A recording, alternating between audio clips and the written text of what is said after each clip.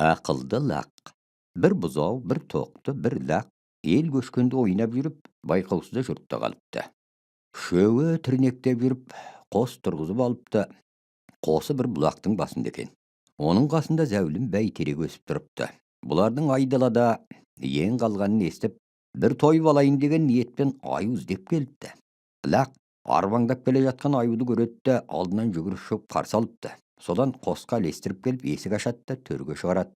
Бұлар үйге кірген кезде аю ағамыз келіп қалған екен, не тамақ береміз деп сұрайды тоқты лақтан.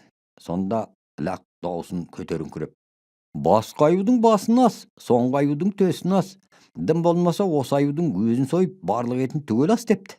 Оны естіп отырған аю, бұлар аюдың етін жейді екен ғой деп ойлап орнынан атып тұрып, әй-шайға қарамай тұра қашыпты.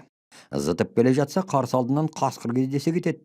Аюдың қылығына таңданған қасқыр: аюжан, неден қашып келесің сонша аптығып деп сұрайды.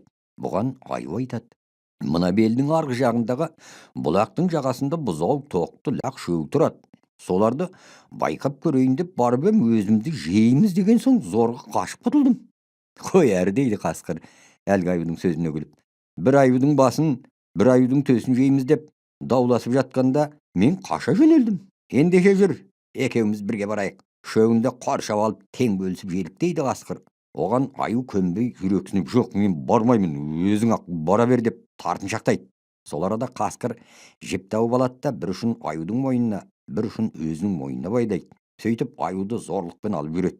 Аюды жетелеген қасқыр тартса қосқа жақындағанда лақ жүгіріп сыртқа шығып: о, Қасеке, біз үшеуміз ол аюға тоймаймыз деп айғайлайды.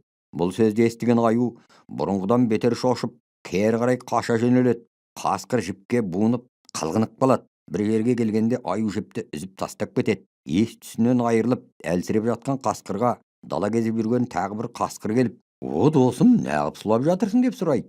Әлден уақытта есін жиған қасқыр: неғып жатушым, аюдың ақымақтығынан өлгелі жатырмын. Мені аю сүйретіп жығып кетті деп басынан кешкен оқиғаны айтып береді. Онда өзіміз ақ барайық деп өзеурейді хал сұраған қасқыр. Сонымен екі қасқыр қосқа қайта барады. Бұларға қарсы қолданар шарасы таусылған бұзауды лақ шөу бәйтерекке шығып алады. Лақ бас жағына, тоқты орта тұсына, бұзау олардан төменірек орналасады. Бәйтеректің түбіне келген соң әлгі жолдан қосылған қасқыр: кел, екеуміз мына ағашта ырғайық. Аналар алма құсап жерге төгіліп түседі деп ағаш астына келіп дайындалып тұрғанда, бұзау отырған бұтақ сынып кетеді де жерге топ ете түседі. Содан сестеніп тұрған қасқырдың бел омыртқасы үзіліп кетіпті. Бұдан кейін аю қылғындырып кеткен қасқыр қорқып өз бетімен қаша жөнеледі. Сөйтіп бұзау, тоқты, лақ ажалдан аман қалыпты. Күзде ескі жұртына қайта көшіп келген иесі аман есен жайылып жүрген малын тауып алыпты.